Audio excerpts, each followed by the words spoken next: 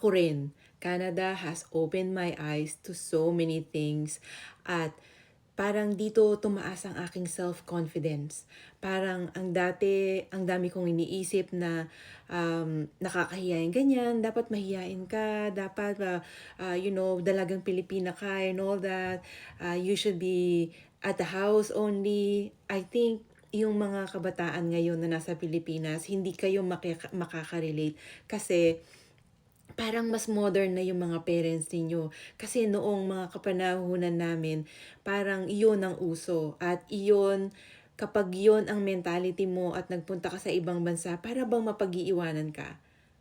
Kahit nga nung bagong dating ako dito, balo-baluktot ang English ko, ni walang nag-judge sa akin. Yun naman ang yun naman ang ikinakatuwa ko. At saka kahit anong isuot ko dito, wala silang pakialam.